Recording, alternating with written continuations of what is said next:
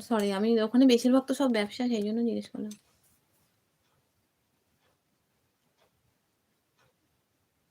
হ্যাঁ, সাধারণ মার্জিত আমি সায়ন দাস। নিজের গল্প নিজেই লিখছি।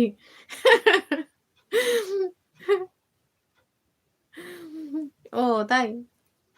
সরলতার মধ্যেই আসল অভিজ্ঞতা।